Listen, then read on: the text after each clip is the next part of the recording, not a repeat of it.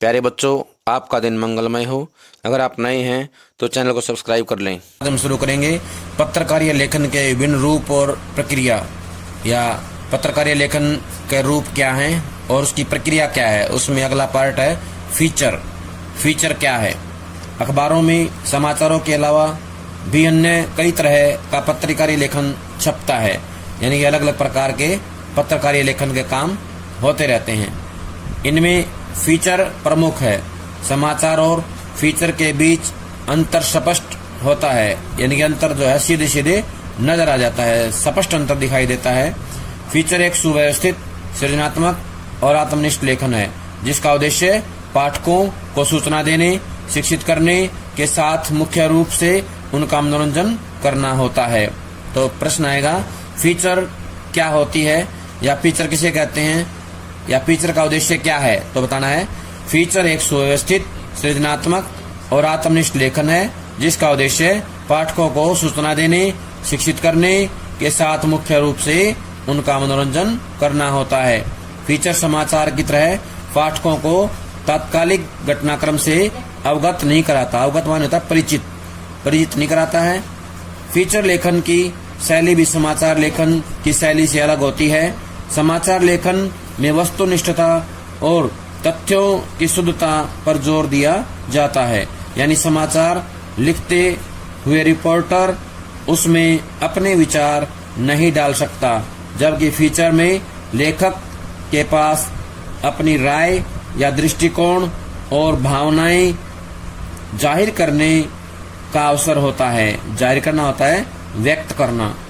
दूसरे फीचर लेखन में उल्टा पिरामिड शैली का प्रयोग नहीं होता, यानी फीचर लेखन का कोई एक तय ढांचा या फार्मूला नहीं होता है। फीचर लेखन की शैली काफी हद तक कथात्मक शैली की तरह होती है, या कथात्मक शैली की तरह है। तीसरे, फीचर लेखन की भाषा समाचारों के विपरीत सरल, रूपात्मक, आकर्षक और मन को छूने वाली होती है। प्रश्न आएगा, फीचर की परिभाषा कैसी होती है, फीचर लेखन की भाषा कैसी होती है? बताना है, फीचर लेखन की भाषा समाचारों के विपरीत होती है, सरल, रूपात्मक, आकर्षक और मन को छूने वाली होती है। फीचर की भाषा में समाचारों की सपाट बयानी नहीं चलती, लेकिन इसका अर्थ यह नहीं है कि फीचर की भाषा और शैली को अलंकारिक और दुरूह बना दिया जाए। दुरूह होता है मुश्किल, कठिन नहीं होती है भाषा। चौथे, फीचर में समाचारों की तरह शब्दों की कोई अधिकतम सीमा नहीं होती है। फीचर आमतौर पर समाचार रिपोर्ट से बड़े होते हैं। अखबारों और पत्रिकाओं में 250 शब्दों से लेकर 2000 शब्दों तक के फीचर छपते हैं। ये हमने पढ़ा अभी। फीचर और समाचार में क्या अंतर है, तो इसको ध्यान से पढ़ना है और यहाँ से याद कर लेना है। एक प्रश्न बनता है, फीचर और समाचार में क्या अंतर है। एक अच्छे और रोचक फीचर के साथ फोटो, रेखांकन, ग्राफिक्स आदि का होना जरूरी है। फीचर का विषय कुछ भी हो सकता है। हल्के फुल्के विषयों से लेकर गंभीर विषयों और मुद्दों पर भी फीचर लिखा जा सकता है, यानी गंभीर विषयों पर भी फीचर लिख सकते हैं। जैसे आप अपने स्कूल पर एक परिचयात्मक फीचर लिखने से लेकर उसके सालाना समारोह या अपनी शैक्षणिक यात्रा पर केंद्रित फीचर लिख सकते हैं। शैक्षणिक यात्रा होता है स्टडी टूर। दरअसल फीचर एक तरह का ट्रीटमेंट है, जो आमतौर पर विषय और मुद्दे की जरूरत के मुताबिक उसे प्रस्तुत करते हुए दिया जाता है। यही कारण है कि समाचार और फीचर अलग होने के बावजूद कुछ समाचारों को फीचर शैली में लिखा जाता है। गतिविधि, 2 अलग अलग अखबारों के रविवारीय परिशिष्ट को ध्यान से पढ़िए। उसमें प्रकाशित सामग्री की सूची बनाइए। आपने फीचर की परिभाषा पढ़ी है, इस आधार पर बताइए कि प्रकाशित सामग्री में किसे आप फीचर की श्रेणी में रखेंगे। उनमें प्रकाशित फीचर को ध्यान से पढ़िए और उसकी खूबियां बताइए। उन फीचरों पर कक्षा में चर्चा कीजिए। इसके अलावा विभिन्न अखबारों और पत्रिकाओं से अपनी पसंद के 5 फीचर चुनकर निकालिए और उन्हें बड़े पोस्टर पर चिपकाकर कक्षा में प्रदर्शित कीजिए, यानी कि कक्षा में उनको जो है दिखाना है। लेकिन हर समाचार को फीचर शैली में नहीं लिखा जा सकता है। फीचर शैली का इस्तेमाल हल्के फुल्के, नरम और मानवीय रुचि के समाचारों को लिखते हुए ही किया जाता है। फीचर कैसे लिखें? फीचर लिखते हुए कुछ बातों का ध्यान रखना बहुत जरूरी है। पहली बात यह है कि फीचर को सजीव बनाने के लिए उसमें उस विषय से जुड़े लोगों यानी पात्रों की मौजूदगी जरूरी है। दूसरे, कहानी को उनके जरिए कहने की कोशिश कीजिए, यानी पात्रों के माध्यम से उस विषय के विभिन्न पहलुओं को सामने ले आइए। तीसरे, कहानी को बताने का अंदाज ऐसा हो कि आपके विभिन्न पहलुओं को आपके पाठक यह महसूस करें कि वे खुद देख और सुन रहे हैं। कहने का आशय है कि कहानी को बताने का अंदाज ऐसा होना चाहिए, इस प्रकार का होना चाहिए कि आपके पाठक ये महसूस करें, अनुभव करें कि वे खुद देख और सुन रहे हैं। चौथे, फीचर को मनोरंजक होने के साथ साथ सूचनात्मक होना चाहिए। मनोरंजन के साथ साथ क्या सूचनात्मक होना चाहिए।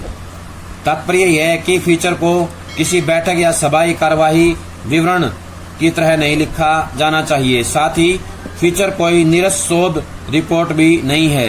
वह बड़ी घटनाओं, कार्यक्रमों और आयोजनों की सूखी और बेजान रिपोर्ट भी नहीं है।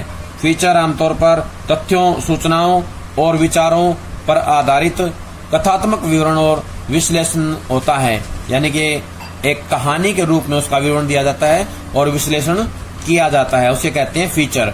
अब यहाँ पे उदाहरण दिए गए हैं। ये पहला उदाहरण है व्यक्ति चित्र फीचर का। क्या है? व्यक्ति चित्र फीचर का उदाहरण है। 13 नवंबर 2005 का है ये। 13 नवंबर 2005 का उदाहरण है व्यक्ति चित्र फीचर। दूसरा है समाचार फीचर। क्या है? समाचार फीचर 25 दिसंबर 2005 का है, जनसत्ता से लिया गया है। ये जो है फीचर के दो उदाहरण हैं। इस तरह के उदाहरण हमें अखबारों में देखने को मिलते हैं, तो बच्चों को इन्हें पढ़ना है और ये पता लगाना है कि इसमें क्या अंतर है। फीचर कोई न कोई थीम होनी चाहिए। थीम का मतलब होता है संदेश, मुख्य भाव, उद्देश्य। फीचर का कोई ना कोई क्या होना चाहिए? संदेश होना चाहिए, कोई उद्देश्य होना चाहिए। उस थीम के इर्द गिर्द यानी कि चारों ओर सभी प्रासंगिक सूचनाएं, तथ्य और विचार गूंथे होने चाहिए। फीचर कई प्रकार के होते हैं। इनमें समाचार बैकग्राउंड, खोजपरक फीचर, साक्षात्कार फीचर, जीवन शैली फीचर, रूपात्मक फीचर, व्यक्ति चित्र फीचर, यात्रा फीचर और विशेष रुचि के फीचर प्रमुख हैं। अब यहाँ पे नाम दिया गया है बैकग्राउंड, समाचार बैकग्राउंड फीचर। इसका मतलब होता है कि समाचारों की जो पीछे की भूमिकाएं हैं या जो उसका इतिहास है उससे संबंधित फीचर लिखना। खोजपरक फीचर होता है कोई नई चीज खोज करके लेके आना। साक्षात्कार फीचर होता है किसी का इंटरव्यू, किसी के इंटरव्यू पर आधारित फीचर। जीवन शैली होता है रहन सहन, जीवन की गतिविधि से जुड़ा हुआ फीचर। रूपात्मक होता है रूप सज्जा से जुड़ा हुआ या नाटक पर आधारित कोई फीचर। व्यक्ति चित्र होता है व्यक्ति विशेष के बारे में लिखा गया फीचर। यात्रा फीचर होता है अपनी यात्रा के बारे में बताते हुए फीचर लिखना। विशेष रुचि होता है कोई भी व्यक्ति अपनी रुचि के हिसाब से विषय का चयन करेगा और उस पर जो है कोई फीचर लिखेगा। ये अलग अलग प्रकार के फीचर हैं। फीचर लेखन का कोई निश्चित ढांचा या फार्मूला नहीं होता है, इसलिए आप फीचर कहीं से भी शुरू कर सकते हैं। हर फीचर का एक प्रारंभ, मध्य और अंत होता है। प्रश्न यह बनता है फीचर के कितने भाग होते हैं? तो बताना 3, प्रारंभ, मध्य और अंत, ये 3 भाग होते हैं। प्रारंभ आकर्षक और उत्सुकता पैदा करने वाला होना चाहिए। उत्सुकता होता है बेचैनी, जानने की इच्छा पैदा करने वाला होना चाहिए। उतावलापन पैदा कर दे, ऐसा जो है फीचर का आरंभ होना चाहिए कि उसको जो है नाम सुनते ही पढ़ने के लिए मन करे। हालांकि प्रारंभ, मध्य और अंत को अलग अलग देखने के बजाय पूरे फीचर को समग्रता यानी पूर्ण रूप से या पूर्ण रूप में देखना चाहिए। लेकिन अगर फीचर का प्रारंभ आकर्षक, रोचक और प्रभावी हो तो बाकी पूरा फीचर भी पठनीय और रोचक बन सकता है। जैसे अगर आप किसी जाने माने व्यक्ति पर एक व्यक्ति चित्र फीचर तैयार कर रहे हैं तो उसकी शुरुआत किसी ऐसी घटना के उल्लेख से कर सकते हैं जिसने उनके जीवन की दिशा बदल दी, या उसकी शुरुआत उनकी किसी ताजा उपलब्धि के ब्यौरे से हो सकती है। और फिर फीचर को उनके पिछले जीवन के संघर्षों की ओर मोड़ा जा सकता है। इसके बाद फीचर में उनके और उनके कुछ करीबी लोगों और उनकी उपलब्धियों से वाकिफ विशेषज्ञों के दिलचस्प, आकर्षक और खास वक्तव्यों को उद्धृत करते हुए उनके व्यक्तित्व के विभिन्न पहलुओं को उजागर किया जा सकता है। यानी कि जो व्यक्ति विशेष है जिसके बारे में फीचर लिखा जा रहा है, उसके करीबी लोगों, उपलब्धियों से वाकिफ होता है, परिचित, उपलब्धियों से परिचित विशेषज्ञों के दिलचस्प, आकर्षक और खास वक्तव्य होता है, बातें, उनके कहे गए कथन, उनको उद्धृत किया जा सकता है और उनको उद्धृत करते हुए उनके व्यक्तित्व के विभिन्न पहलुओं को उजागर किया जा सकता है। उजागर करना होता है प्रकाश में लाना। क्या होता है? उजागर करना, प्रकाश में लाया जा सकता है। फीचर एक या दो ऐसी घटनाओं को खुद उनकी जबान में पेश किया जा सकता है। फीचर में एक या दो ऐसी घटनाओं को खुद उनकी जुबान में पेश किया, नहीं उनके जो है शब्दावली में कहा जा सकता है, जो न सिर्फ दिलचस्प और अनूठी हो बल्कि उससे उनके जीवन के अहम क्षणों यानी कि अहम पलों पर रोशनी पड़ती हो। फीचर के आखिरी हिस्से में उनकी भविष्य की योजनाओं पर फोकस करना चाहिए। वे अपने सामने क्या चुनौतियां देखते हैं और उनसे निपटने के लिए उनकी क्या तैयारियां हैं। यहाँ आप स्वयं उन्हें उद्धृत कर सकते हैं। इस तरह फीचर का प्रारंभ, मध्य और अंत का यह एक संभावित ढांचा हो सकता है, लेकिन असली चुनौती यह होती है कि प्रारंभ, मध्य और अंत को सहज और स्वाभाविक तरीके से एक साथ कैसे बांधें। हर पैराग्राफ अपने पहले के पैराग्राफ से सहज तरीके से जुड़ा हो और शुरू से आखिर तक प्रवाह और गति बनी रहे। यह सुनिश्चित करने के लिए पैराग्राफ छोटे रखिए और एक पैराग्राफ में एक पहलू पर ही फोकस कीजिए। यानी कि एक पैराग्राफ में एक ही पहलू पर विचार किया जाना चाहिए। गतिविधि: अपने स्कूल की लाइब्रेरी या खेल के मैदान पर एक 300 शब्दों पर फीचर लिखिए। इसमें लाइब्रेरी या खेल के मैदान से जुड़े तथ्यों के अलावा दिलचस्प जानकारियां भी शामिल कीजिए। इस फीचर के लिए लाइब्रेरियन या खेल के मैदान के प्रभारी शिक्षक से बातचीत के अलावा विभिन्न कक्षाओं के छात्र छात्राओं से इंटरव्यू पर जानकारी इकट्ठी कीजिए। यानी कि इस तरह से जानकारी लेते हुए एक फीचर तैयार करना है। 3 शब्दों में सभी बच्चे इसको तैयार करेंगे।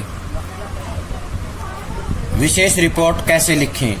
अखबारों और पत्रिकाओं में सामान्य समाचारों के अलावा गहरी छानबीन, विश्लेषण और व्याख्या के आधार पर विशेष रिपोर्टें भी प्रकाशित होती हैं। तो प्रश्न आएगा यहाँ पे, विशेष रिपोर्ट क्या होती है या विशेष रिपोर्ट का उद्देश्य क्या होता है, बताना है।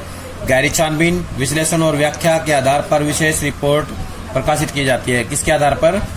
गहरी छानबीन, विश्लेषण और व्याख्या के आधार पर जो तैयार की जाती है उसे बोलते हैं विशेष रिपोर्ट। क्या बोलते हैं?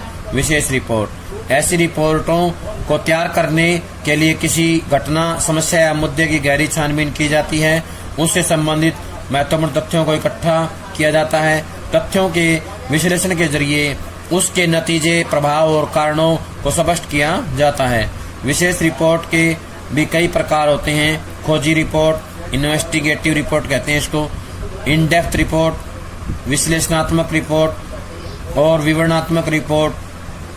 विशेष रिपोर्टों के कुछ प्रमुख प्रकार हैं। खोजी रिपोर्ट में रिपोर्टर मौलिक शोध और छानबीन के जरिए ऐसी सूचनाएं या तथ्य सामने लाता है जो सार्वजनिक तौर पर पहले से उपलब्ध नहीं थी।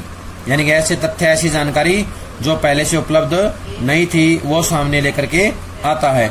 खोजी रिपोर्ट का इस्तेमाल आमतौर पर भ्रष्टाचार, अनियमितताओं और गड़बड़ियों को उजागर करने के लिए किया जाता है। इन डेप्थ रिपोर्ट,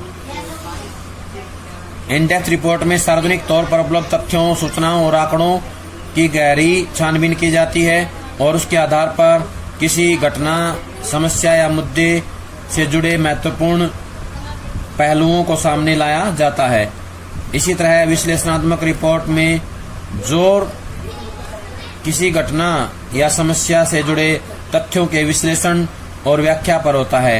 यानी कि व्याख्या करते हुए जो है विश्लेषण के आधार पर सारी बातें कही जाती हैं। जबकि विवरणात्मक रिपोर्ट में किसी घटना या समस्या की विस्तृत और बारीक विवरण को प्रस्तुत करने की कोशिश की जाती है। बारीकी से विस्तार से अध्ययन करते हुए समस्या को प्रस्तुत किया जाता है, उसको बोलते हैं विवरणात्मक रिपोर्ट। आमतौर पर विभिन्न प्रकार के विशेष रिपोर्टों को समाचार लेखन की उल्टा पिरामिड शैली में ही लिखा जाता है, लेकिन कई बार ऐसी रिपोर्टों को फीचर शैली में भी लिखा जाता है। चूंकि ऐसी रिपोर्टें सामान्य समाचारों की तुलना में बड़ी और विस्तृत होती हैं, इसलिए पाठकों की रुचि बनाए रखने के लिए कई बार उल्टा पिरामिड और फीचर दोनों शैलियों को मिलाकर इस्तेमाल किया जाता है। रिपोर्ट बहुत विस्तृत और बड़ी हो तो उसे श्रृंखलाबद्ध करके कई दिनों तक किस्तों में छापा जाता है, यानी अलग अलग अंकों में छापा जाता है। विशेष रिपोर्ट की भाषा सरल, सहज और आम बोलचाल की होनी चाहिए। विशेष रिपोर्ट का एक उदाहरण जो है दिया गया है, हम इसको पढ़ेंगे। इससे पहले प्रकार जो है उनको देखें। इन डेप्थ रिपोर्ट है, इनके आगे परिभाषाएं दी गई हैं, सबको याद रखनी है, 1 नंबर में आती है। जैसे खोजी रिपोर्ट क्या होती है तो दिया गया है, खोजी रिपोर्ट का इस्तेमाल आमतौर पर भ्रष्टाचार, अनियमितताओं और गड़बड़ियों को उजागर करने के लिए किया जाता है। ये जो लाइन दी है इसके आगे इसको याद रखना है, ठीक है। ऐसी जो खोजी रिपोर्ट है उसके आगे लाइन आ गई। अब इन डेप्थ रिपोर्ट है, उसके सामने है खोजी रिपोर्ट हो गया, उसके बाद इन डेप्थ रिपोर्ट हो गया, विश्लेषणात्मक रिपोर्ट हो गया, विवरणात्मक। इनके आगे जो लाइन दी गई है इसकी जो है परिभाषा एक प्रकार से होती है, तो इसको तुम्हें याद करना है। उदाहरण है बिरहोरों का विलुप्त होता संसार। ये बिहार के क्षेत्र से जुड़ी हुई घटना है, उसके ऊपर बताया गया है। जबहर पलामू बिहार, जबहर पलामू बिहार जो है वहां से एक विशेष रिपोर्ट तैयार की गई है।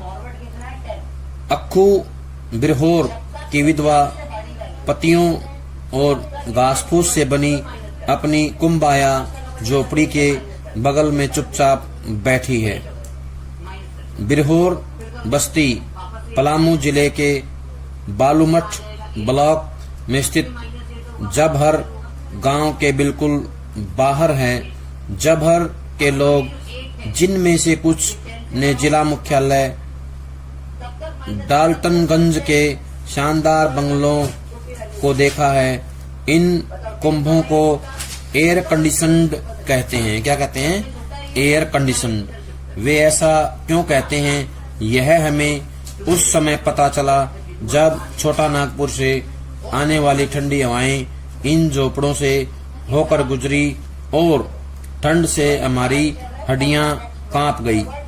बिरहोर भी उसी ऑस्ट्रो एशियाटिक भाषाई समूह के हैं जिनमें हो संथाल या मुंडा जनजाति के लोग आते हैं। वे जंगल के लोग हैं।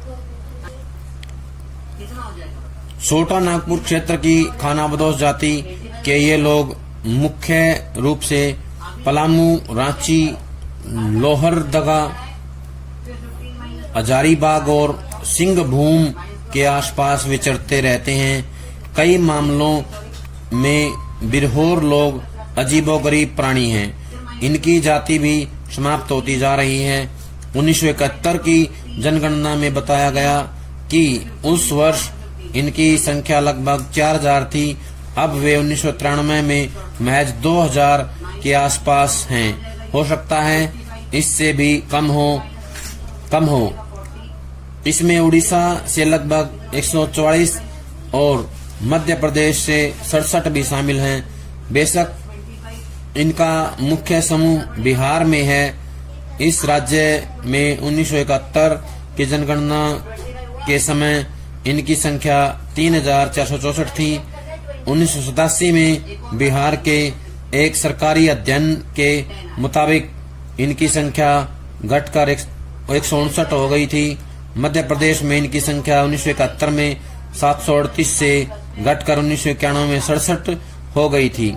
इनके समाप्त होते जाने की वजह उन जंगलों का धुआंधार ढंग से विनाश है जिन पर ये निर्भर हैं।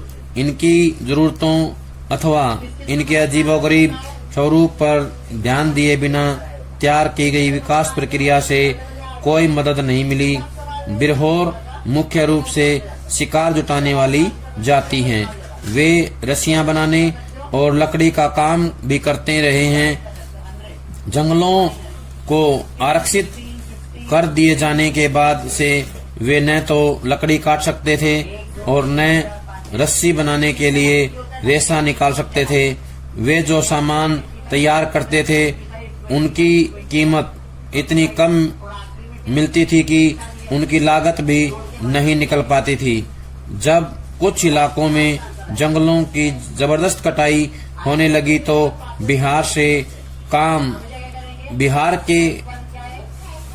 तो शिकार के काम से भी इनकी छुट्टी हो गई। प्राकृतिक विपदा या संकट के समय सबसे ज्यादा मार इन पर ही पड़ती है।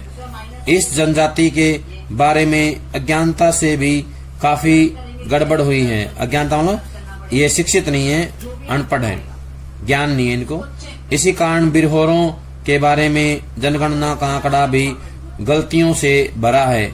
यहाँ के लोग बिरहोर हैं। उड़ीसा के सुंदरगढ़ जिले में स्थानीय लोग इन्हें मनकिडी कहते हैं।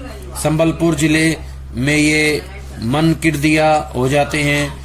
ये दोनों नाम बंदरों को पकड़ने में इनकी निपुणता के कारण हैं। चूंकि बंदर प्रायः फसलों और फलों को बर्बाद करते हैं, स्थानीय लोग बंदरों को पकड़ने के लिए बिरहोरों को लगाते हैं। यानी कि ये लोग जो हैं बंदर पकड़ने का काम करते हैं। जंगलों के खत्म होने के साथ उनका यह काम भी समाप्त हो गया। 1971 में इस खानाबदोश समूह को उड़ीसा में 3 अलग अलग जनजातियों बिरहोर, मनकिडी और मनकिडिया के रूप में गिनती करके काम समाप्त कर दिया गया। इस गलती को 1981 में दुरुस्त यानी कि ठीक किया गया और इनकी गलती एक जनजाति के रूप में की गई।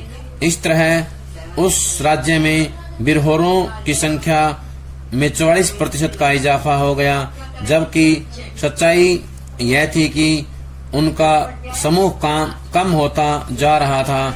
उड़ीसा सरकार ने इस बढ़ोतरी पर अपनी पीठ थपथपाई। इसलिए बिरहोरों के बारे में आंकड़ा बेहद अविश्वसनीय है। शिकारी के रूप में बिरहोर लोग बड़े बड़े जंगलों के साथ अपने जीवन की भरपूर संगति बैठा कर रहते थे। जंगलों का उन्होंने कभी फिजूल इस्तेमाल नहीं किया और हमेशा वे विवेक से काम लेते रहे।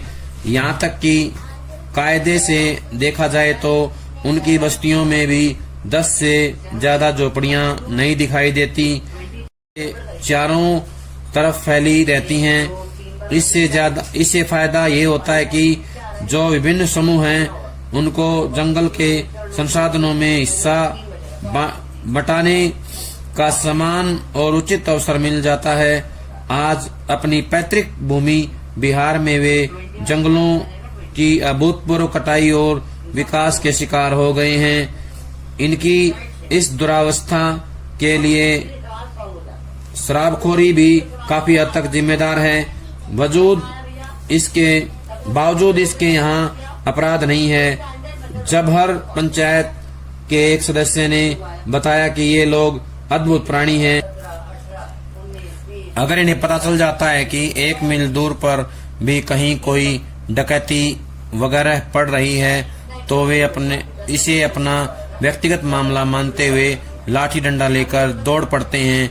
मैंने आज तक किसी बिरहोर को अपराध करते हुए नहीं देखा। जबहर के लोग बिरहोरों के प्रति असाधारण रूप से उदार हैं। बेशक पलामू और हजारीबाग के अलावा इन लोगों को आमतौर पर उपेक्षा का ही शिकार होना पड़ा है। जहाँ तक सरकारी कार्यक्रमों की बात है, इनमें से ज्यादातर बेकार ही साबित हुए हैं। इसे आप यह भी कह सकते हैं कि सरकारी कार्यक्रमों को भ्रष्ट तंत्र ले उड़ता है। आवास योजनाएं विनाशकारी साबित हुई हैं, क्योंकि जिन वास्तुकारों ने इनके लिए मकानों की योजना तैयार की थी उन्होंने कभी बिरहोर लोगों को देखा ही नहीं था। उन्हें इनकी व्यवहारिक विशिष्टताओं की भी कोई जानकारी नहीं थी। इन आदिवासियों की स्वास्थ्य संबंधी चिंताजनक स्थिति को देखते हुए सरकार ने कुछ योजनाएं तैयार की, लेकिन अफसरों और उनके दलालों ने इन योजनाओं के लिए निर्धारित रकम को हड़प लिया। जबहर गांव के एक निवासी ने हंसते हुए कहा कि यहाँ तक कि इनके पास तीसरी फसल भी नहीं पहुंच सकी। मैंने उत्सुकतावश पूछा, तीसरी फसल का क्या मतलब? मुझे तो अभी तक केवल 2 ही फसलों की जानकारी है। मैंने गौर किया कि उसे इस सवाल की उम्मीद थी। उसने बताया, इस इलाके में तीसरी फसल है सूखा राहत, यानी सूखे से थोड़ा उनको सुविधा मिल जाए, थोड़ा सा उनको जो है आराम मिल जाए। ये तीसरी फसल जो है उनकी थी। इसके लिए बहुत ज्यादा पैसा मिलता है, लेकिन इस फसल